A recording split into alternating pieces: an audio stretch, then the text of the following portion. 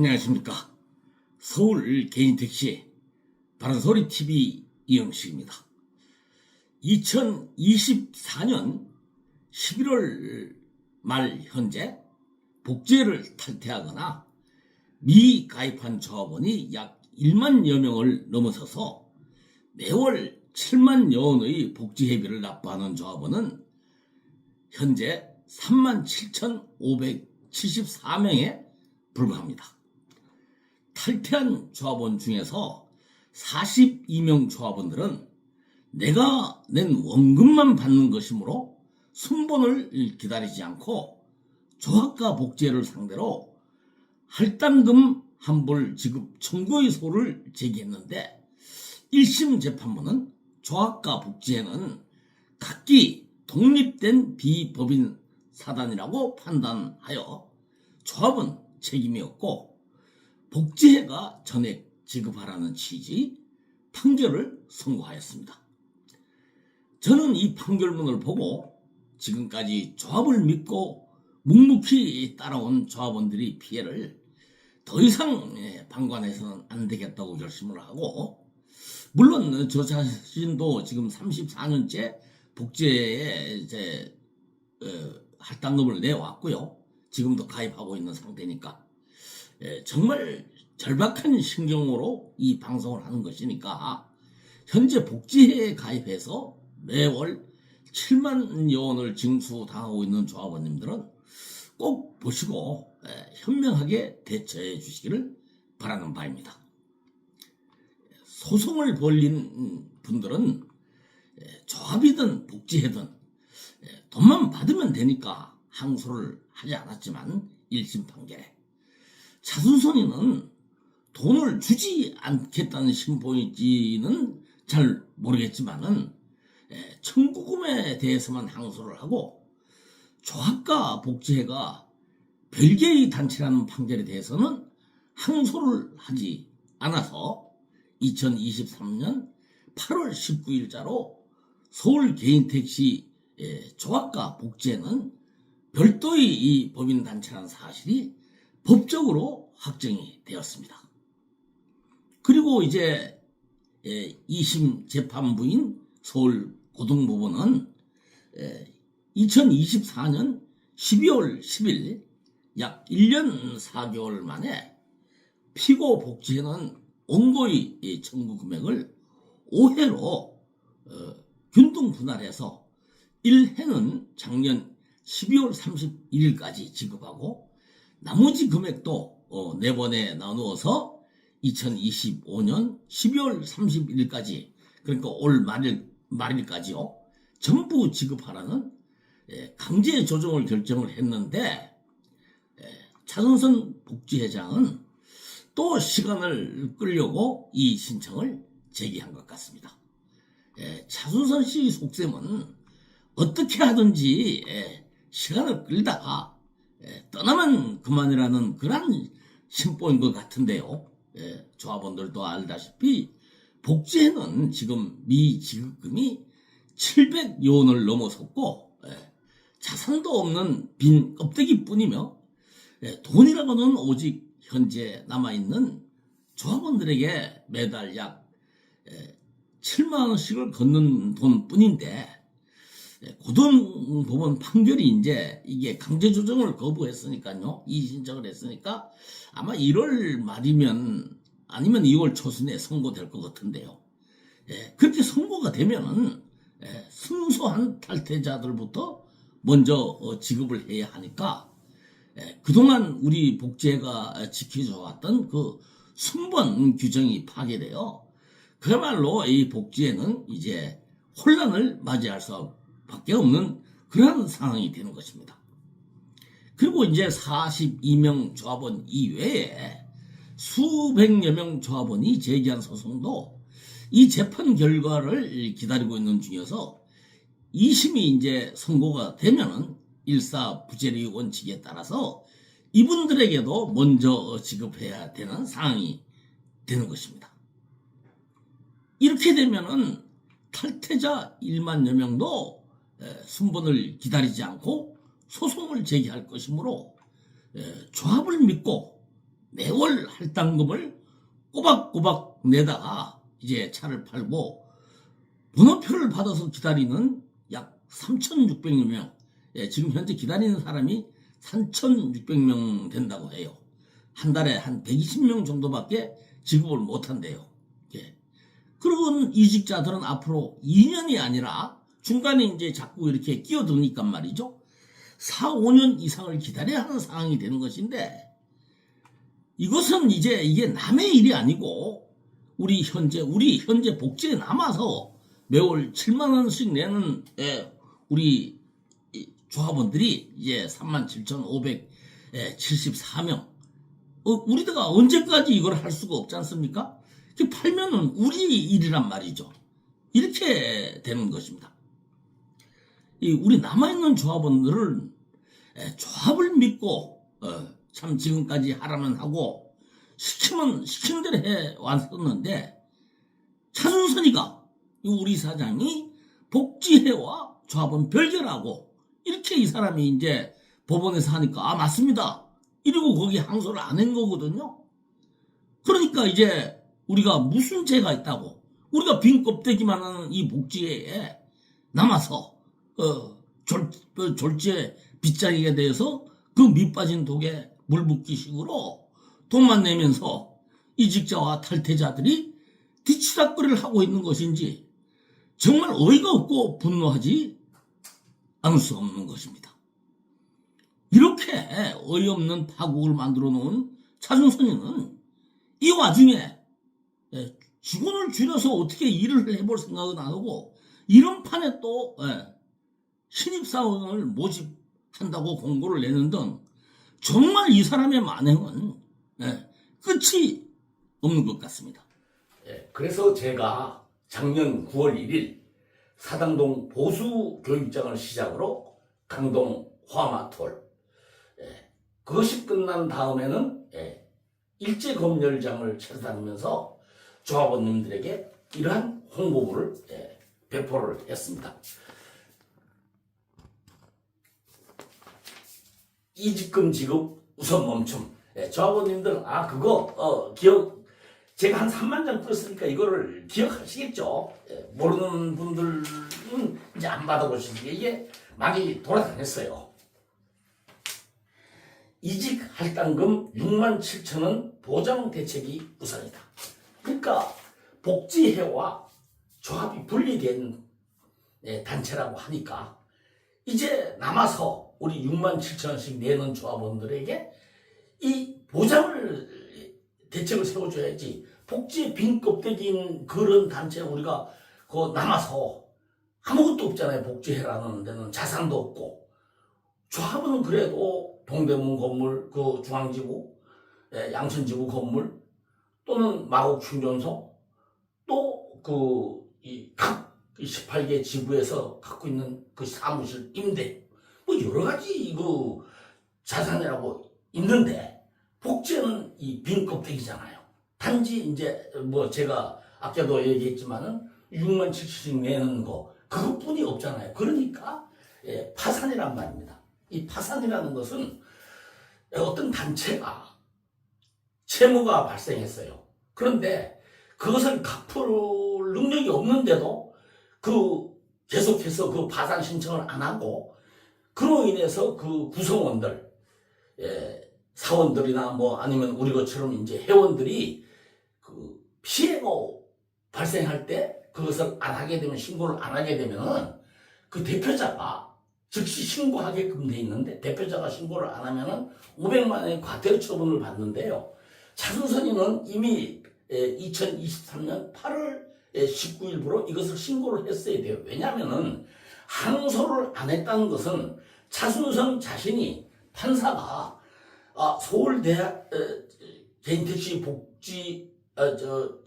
서울 개인택시 조합과 복지회는 분리된 비사단 법인이라고 판결을 했는데, 거기에서 차순선이가 아닙니다, 우리는 같은 단체입니다 라고 하지 않고 그 항소를 이 부분에 대해서 맞습니다 한 거나 마찬가지거든요. 그러니까 차순선이 스스로가 서울 개인택시 조합과 복지회는 분리된 단체라고 스스로 자기 입으로 얘기한 거나 마찬가지예요. 그런 사람이 지금까지 파산 신청을 안 한 거는 이건 책임을 회피한 거거든요. 이사장으로서 그 대표자로 복지회장으로서 의무를 게을리한 거예요. 그래서 여기에서 그 파산 신청 2023년 8월 19일 이후에 그 우리 복지에 돈을 내고 한 그 모든 책임, 이 파산에 된 책임은 차순선이가 져야 되는 겁니다. 근데 중요한 것은 여기서 이런 파산 상태인데 파산 신청을 대표자가 안 하면은 감사가 해야 되는 거거든요. 근데 감사도 이 의무를, 자기 임무를, 감사 임무를 게을리했다. 하지 않았다는 거예요. 이것도 사실 문제가 되는 겁니다. 그 당시에 우리 복지 규정에는 어떻게 되어 있냐면은 이사장, 이 복지회장이 있고 부회장이 있고 그 다음에 본부장, 그 다음에 운영위원. 여기서 운영위원만 따로 이 임명을 받고요. 회장한테. 나머지 회장, 부회장, 본부장은 이 조합의 이사장이 하고 그 다음에 부이사장이 하고 본부장은 그대로 복지의 본부장으로 발령을 받았으니까. 그리고 감사 임명은 이 복지에서 새로 뽑는 게 아니라 조합감사가 이 겸임을 하게 돼 있단 말이에요. 그러니까 회장, 부회장, 본부장 이 감사는 조합의 이사장, 부이사장, 본부장 조합감사가 겸임을 하도록 되어 있기 때문에 이것은 이 감사들도 이 책임이 있다. 그 당시에 감사인 신현 씨 그리고 이 광형 이분 두 분이 그때 감사였었거든요. 이분들에 대한 이것이 만약 법적으로 가면은 책임이 이분들에게도 어느 정도 있지 않나. 그거는 법에서 알아서 할 일이고요. 우리는 이 모든 제일 큰 비중은 차순선 아닙니까? 차순선 때문에 이래 됐단 말이에요. 차순선이가 멀쩡하게 우리가 그 상부 상조의 정신을 이어서 그 나가는 조합원들을 위로한다고 해서 그 시작한 그 복지의 규정을 그 달에 예를 들어서 15만 원이 할당된다. 15만 원 걷었어요. 17만 원이 된다. 17만 원 걷었단 말이죠. 그렇게 하면서 불만은 있지만은 이거 미지급금 없이 그냥 차를 팔면 3개월이면 주는 그런 어쨌든 부담은 됐었지만은 그것을 이어왔단 말이에요. 근데 장훈선이가 19대 보궐선거에 당선돼서 오직 목적이 20대 이사장에 당선되기 위해서 이런 6만 9천 원이라는 그 말도 안 되는 이런 정책을 세웠잖아요. 그래서 이 캠 나오는 게 이제 모아서 17만 원 걷어야 될 거를 6만 9천 원씩 걷으니까 여기에 나오는 미지급금이 쌓여서 이렇게 지금 720억 원이 된 거거든요. 이거는 전적으로 차순선이 이게 99%가 차순선이기 때문에 이런 상황이 벌어진 겁니다. 여기서 차순선이가 어떤 거짓말을 했는지 아십니까? 아까도 얘기했지만은 8월 19일부로 2023년 대한민국 법원으로부터 개인택시 조합에 서울 개인택시 조합에 복지회와 조합은 분리된 단체라고 해서 차순선이 자신이 자기가 맞습니다 판사님 이렇게 한 거나 마찬가지거든요. 그래 놓고 이 20대 선거 과정에서 6만 9천 원짜리 이따오고 한 것도 이게 모자라 가지고 교통회관